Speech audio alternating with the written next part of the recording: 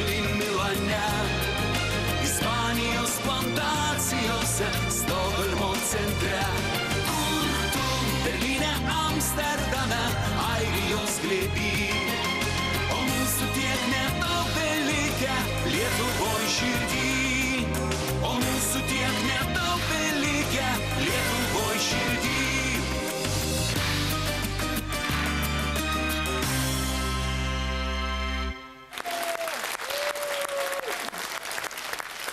Labas vakaras.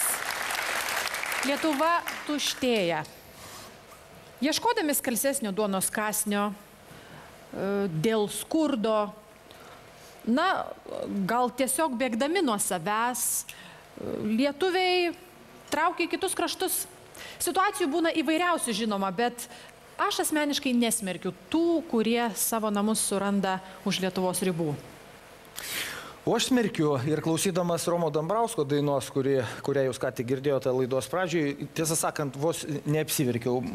Manyje tai sukelia emocijas. Nepateisinama visgi pabėgti iš Lietuvos. Vien dėl to, kad čia galbūt sunkiau gyventi, o kažkur galima gauti lengvesnį duonos kąsnį. Ir aiškinti, kad sugrįši maždaug tik tada, kai gyvenimas čia pagerės. O tiems, kas emigracijoje gyvena gerai, sakau, jei jūs vieną dieną sumanysite grįžti į Lietuvą, mano galva turėtumėt susimokėti sugrįžimo mokestį, pavyzdžiui, 1000 eurų už metus praleistus emigracijoje. Kristupai, tu žiaurus.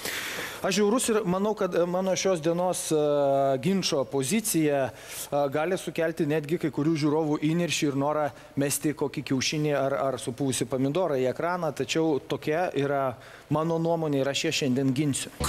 Lietuviai emigrantai, nevykėliai buduliai ar nuo skurdo bėgantys žmonės. Čia kapstykis, nekapstykis, bet visi važiuoja į užsienį.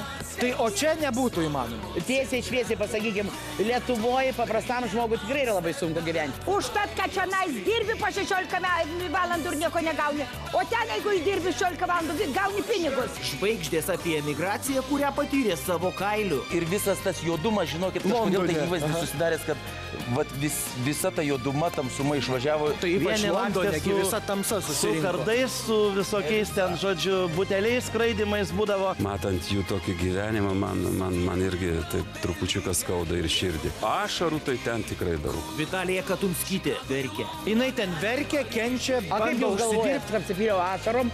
Bet čia irgi kita. Kadangi aš ir Janukus turiu, tikrai nenorėčiau tokia situacija. Žinot, ir Monikai sako, bet kokią kainą palikti čia. Jų įsiskirimai buvo tokie, man močiutė buvo labai žiauru žiūrėti. Monika, aš tave labai myliu ir laukiu tavęs Lietuvoj kaip mama. Laidą pradėti norėčiau nuo Romo Dambrausko. Labas vakaras. Labas vakaras. Jūs daug koncertuojat va tiems emigrantams tenais?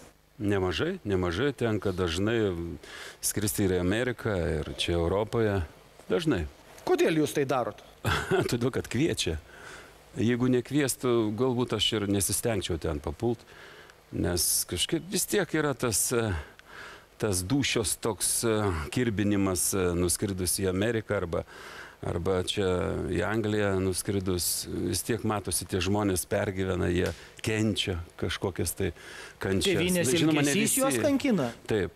Aha. Ir draugų ratas kitas, kažkas yra palikta labai brangaus Lietuvoje. Galbūt esat matęs ašarą per va tokią dainą, kaip jūs čia? O ašarų tai ten tikrai daug. Kada dainuoja tokią dainą Angelas, jie prisimena, kad šitą dainą jie kažkada girdėjo prieš 25 metus Lietuvoje, tada dar Lietuvoje buvo. Ir per visą tą dainą jie, žinoma, prisimena. Taip, ir jie per visą tą dainą prisimena tuos gerus, nuostabius laikus, kaip jie sako.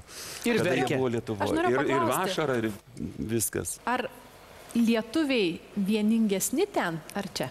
Aš daugiau noriu kalbėti apie Amerikos lietuvius, nes jie yra toliau ir jie tokie.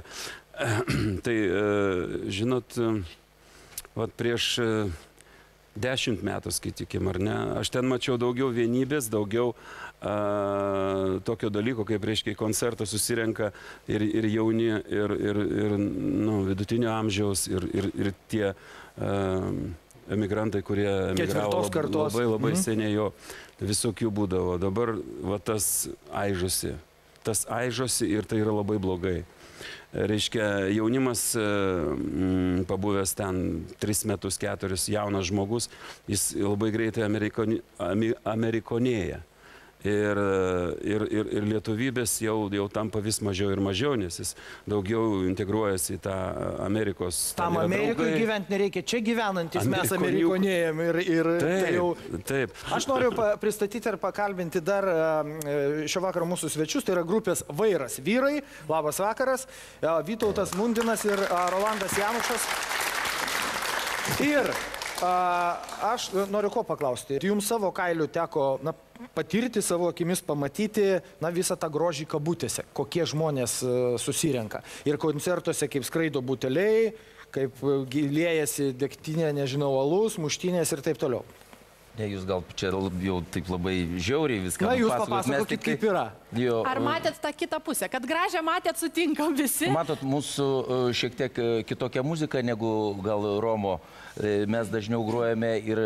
Jam vienam sunkiau atsilaikyti, mūsų keturiese. Jo, jam vienam pačiam nieko daug nerodo, o mes keturi mums daugiau parodo jo tų užkulisių.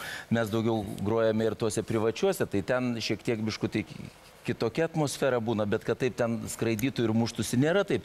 Tik vieną kartą, kad matėm ir mes tuo džiaugiamės, tik prieš tai filmuose matydamom, kaip butelis į galvą dušta.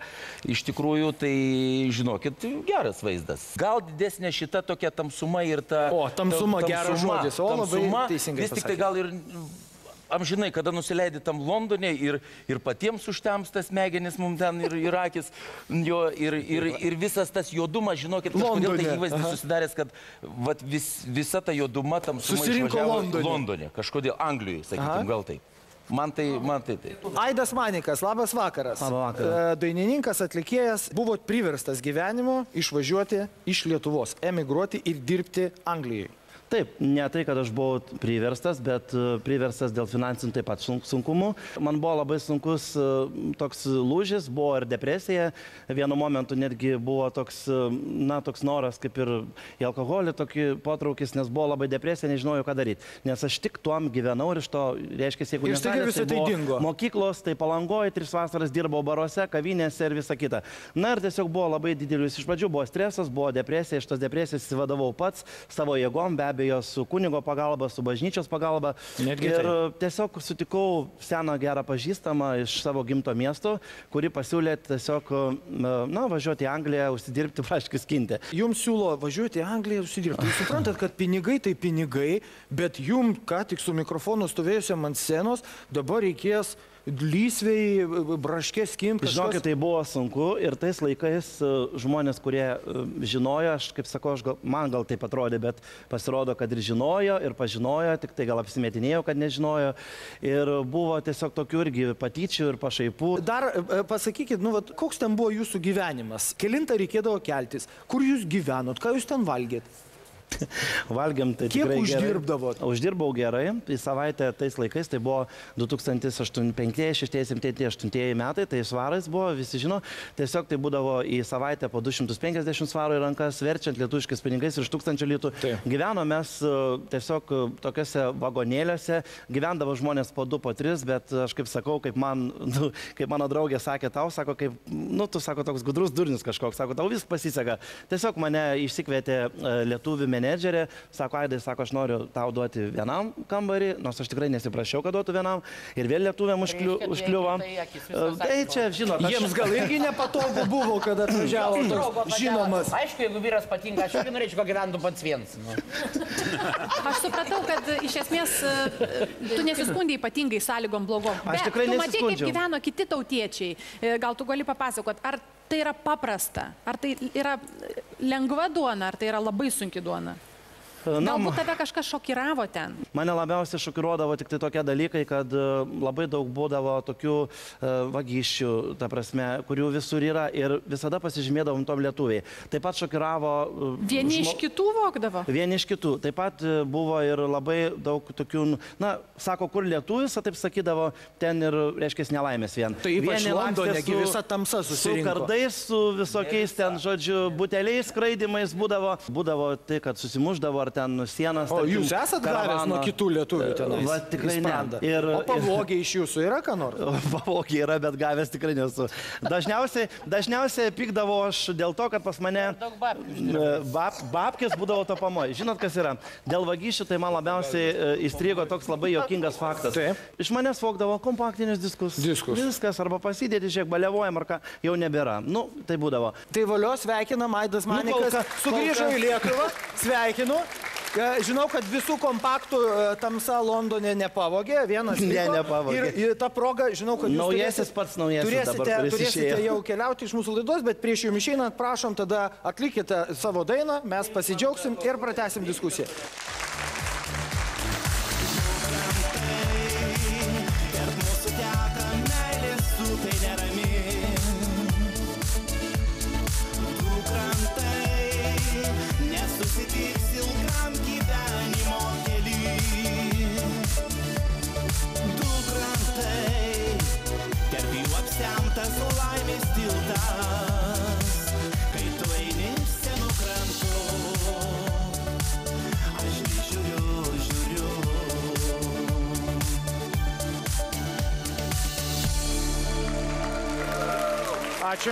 Ačiū labai. Mūsų studijoje šį vakarą yra Irena Starkevičienė. Labas vakaras. Prieš 4 metus iš jos dukterėčios buvo atimtas vaikas Norvegijoje. Dabar jis auga lesbiečių šeimoje.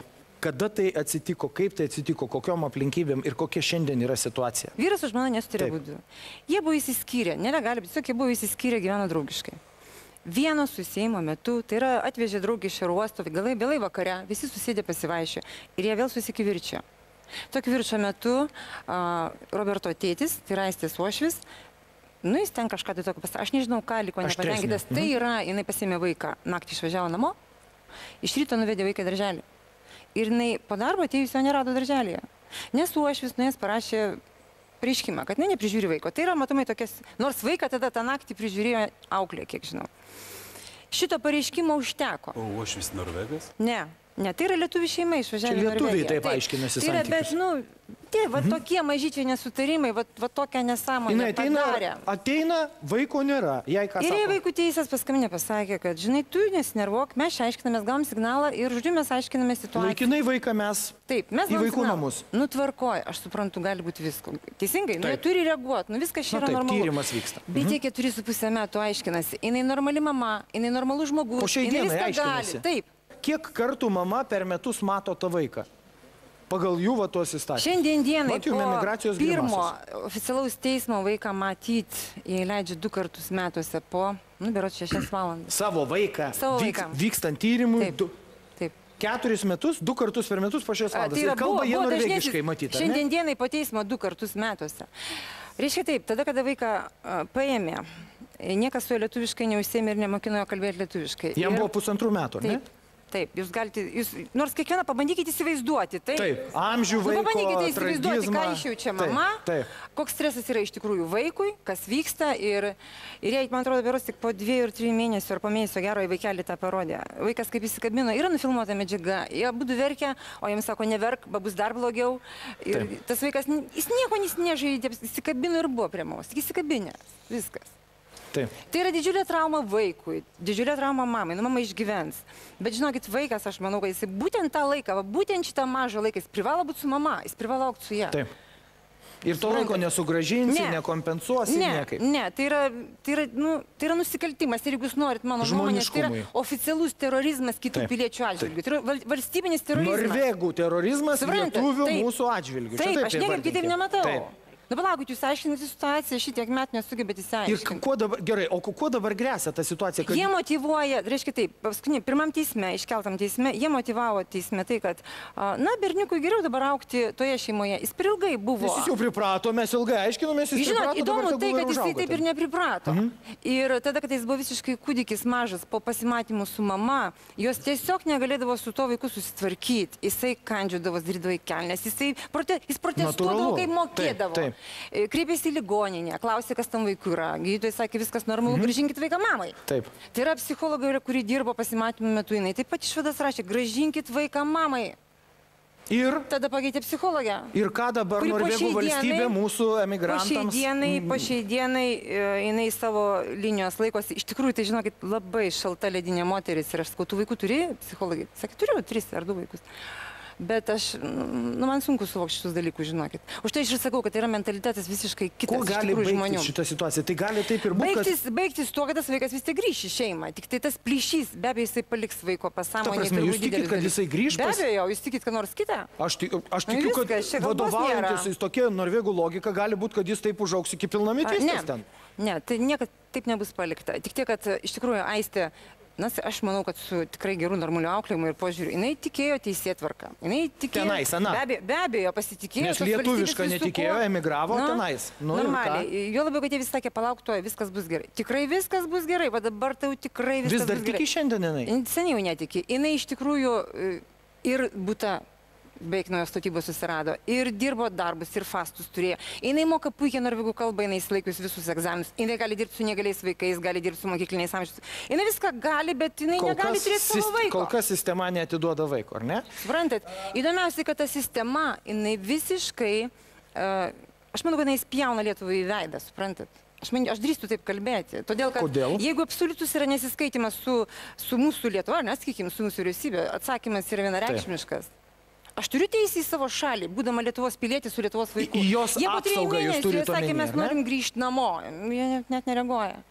Žinot, kaip aš tokias situacijas vertinu? Aš jums pasakysiu, aš tai traktuoju kaip svetimos valstybės išpolį prieš Lietuvos pilietį, pagrobimą ir sulaikymą. Neturi teisės, nes vaikas nėra padaręs jokio nusikaltimo. Mama taip pat. Nei tėvas, nei mama. Vadinasi, maždaug yra tam tikslui, yra toksai būrys aitvaras specialiųjų pajėgų, ar ne? Arba vyrai su dalgiais ant žirgų. Nes aš esu girdėjęs, ar aš klystu, bet pasakykit, kad man atrodo, kad yra neapsikentus viena mama, kuri sugebėjo pasimatymo metu, kas yra visiškai teisingas kelias ir aš pilnai pritariu, jį pasiėmė ir atsivežė čia į Lietuvą, dabar norvegai rašo lietuviai, atiduokite tą vaiką. Lietuviai sako, kodėl turėtumėm atiduoti tą vaiką, nes jis Lietuvos pilietis, jisai dabar Lietuvo ir viskas. Tai gal ir ten yra tokia išeitis? Reiškia, mes esame taip spirimi būti, suprantate, vyrai ant dalgių, ant žirgų ir pagrobti vaiką, išvaduoti vaiką. Nes oficialiai, suprantate, yra valstybė prieš valstybę niekaip negali susidaryti. Tai kas mes tokie esame? Tokia valstybė nedidelė mūsų. Iš viso tame pasaulyje. O galima vieną klausimą? Taip. Trupučiuką į šoną, bet negaliu nepaklausti. O tas vyras, kuris uošvių vadinosi, jis dar gyvas, sveikas, vaikšto?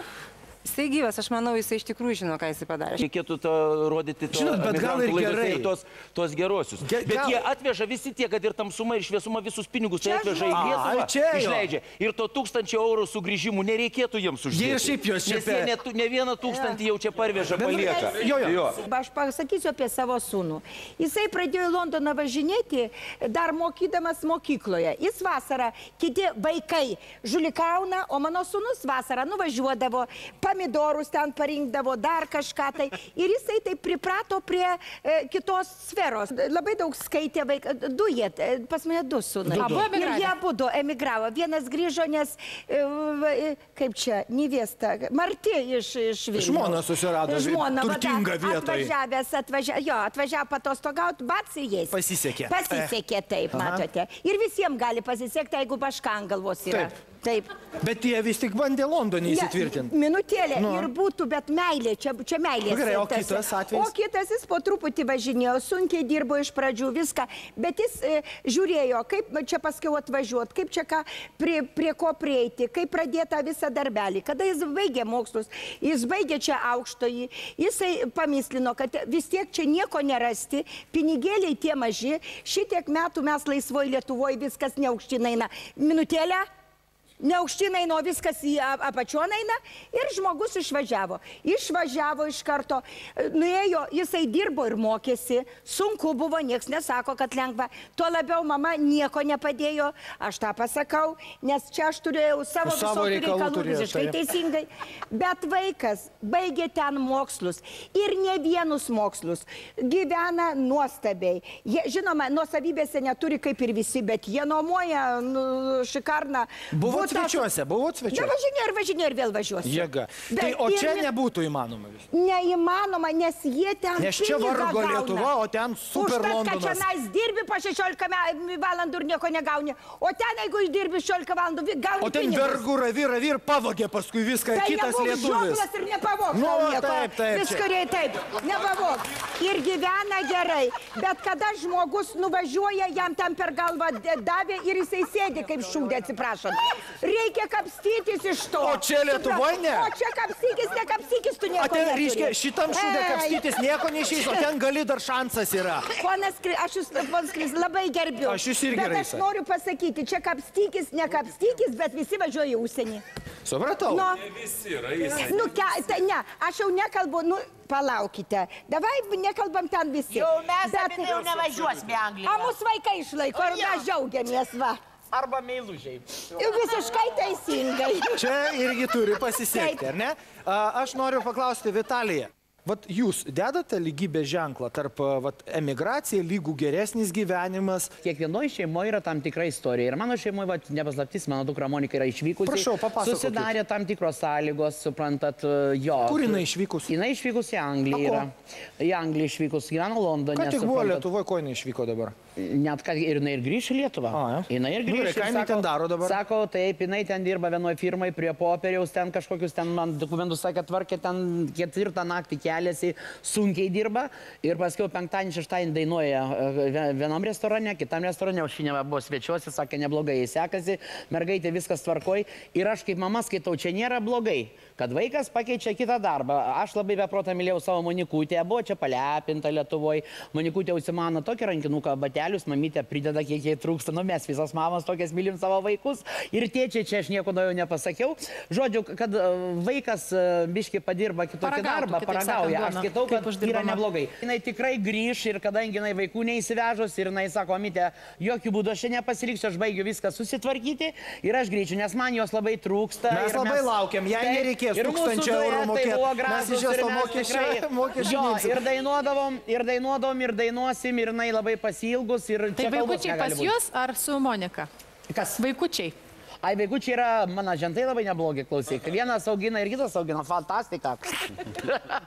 Ne, aš skaitau, kad vaikai turi būti arba su mamom ir tėčiais, bet jeigu dabar tokia situacija gavosi, Kęstutis mano eina 1 klasę ir dėkinga savo žentui, kad va myli, prižiūri ir Monikutei padeda, ir kitas žentas mergaitė, ir Monika dabar buvo grįžus, buvo pas mergaitę. Bet nelengva situacija. Bet žinok, situacija yra labai bloga. Ne, kalbėkime atvirai, man širdis skauda. Sako, Monika, greičiau tu grįžt, nes vaikai turi gyventi būtinai normalioj šeimoje ir čia kalbos negali būti. Bet dabar buvo tokia situacija, tiesiog gavosi taip, kad jinai, kaip dabar viską tą susitvarkyti finansinę problemą. Jinai ten verkia, kenčia, bando užsidirbti ir grįžti. Taip, aišku, kad verkia. Kiekviena taušriniam neduos meluot, pas Monika gyveno. Papasakokit, ką jūs ten matėt. Ko jinai ten verkia?